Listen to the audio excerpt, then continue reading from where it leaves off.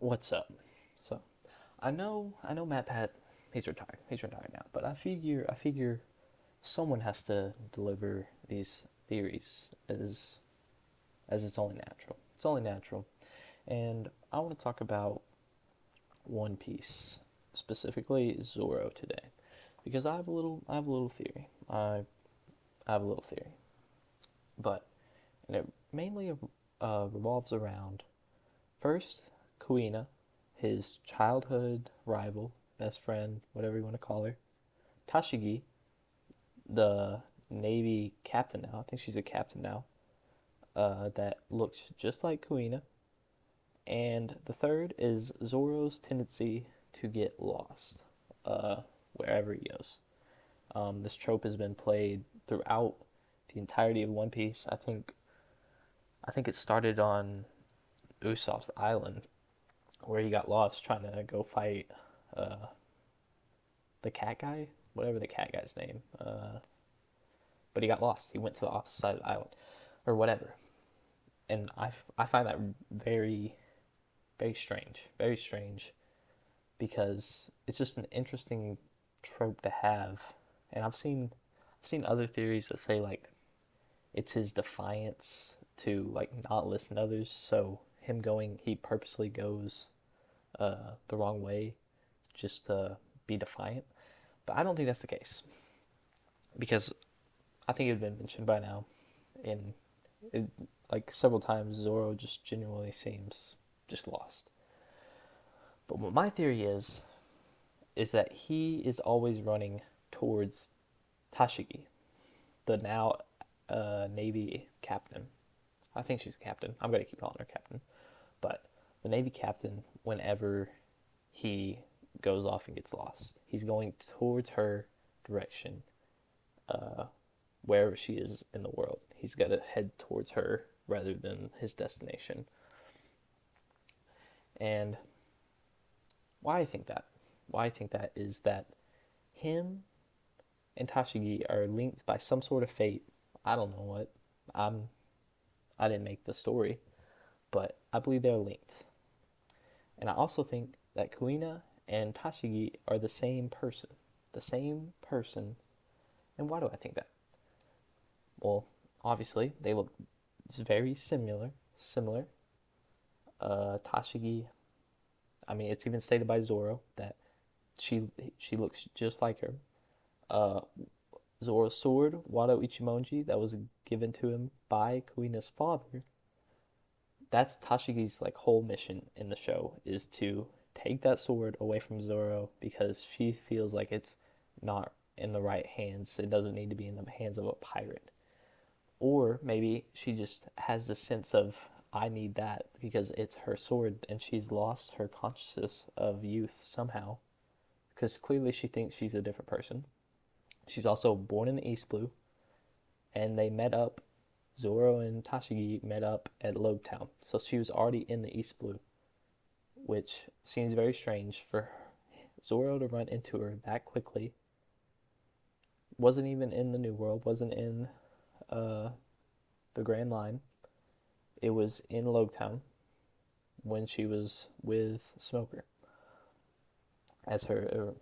I forget what she was before Captain, but whatever. That doesn't matter. But why I think this, of course, being the Kuina's untimely death, slipping on stairs, which is a crazy uh, death to have, especially in One Piece, where all the deaths are very dramatic. Think about the death of Nami's mom, Bellamere. She gets shot by Arlong. You have the death of Whitebeard, Ace, things like that. And deaths are very significant in One Piece. And I feel like the death of Kuina is kind of treated as it's not a real thing. It's not like set in stone. It wasn't perceived in a way. It didn't really show any major changes in Zoro. I felt like there wasn't there wasn't character development behind Zoro. He had already like promised to her to become the greatest swordsman of all time, and her death didn't really change that. I feel like, and we didn't get to see him change through that. We saw the funeral of her, and then eventually Zoro grew up and decided to leave. And I think that's very weird. I think that's very weird for One Piece, a anime that has these memorable and often not run on, but like they're very detailed. They're very like in your face. They're very like this is happening. But the Kuina one, we didn't see her, which is weird. We didn't see her slipping on stairs or anything. It was just told to Zoro. But that's why I think she's still alive. I think the whole area surrounding that is very weird. The second, of course, being Tashigi, the now captain, that looks just like her, and has run into Zoro every time she's in the anime. Whether it's Logtown, whether it's in Punk Hazard, whether it is in Alabasta, she's ran into Zoro all 3 times there.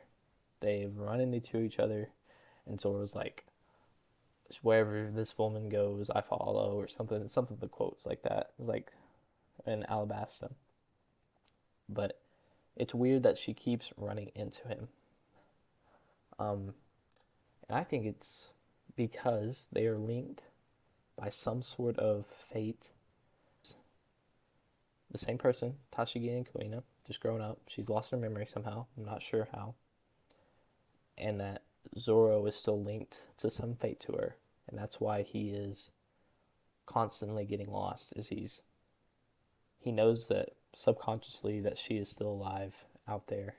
And he's going to try to find her or go to her because they are linked by some sort of fate or whatever you want to call it. And I think if there's a lot of response to this video or whatever, I have a theory of like why they were separated. But that's what I'm set on for right now, is that this narrative that Kuina and Tashigi are the same person, and why Zoro gets lost all the time is because he is trying to head towards the Tashigi who is still Kuina, trying to restore that balance in the world, or whatever you want to call it, linked by fate. There's some set of otherworldly powers. I don't know what they are, but I do have a theory of why they were separated. So if this video gets a lot of comments, whatever, there seems to be people reciprocating the thought. Yeah, but kind of just want to get this out here. MatPat retired. I mean, someone's got to do the work now.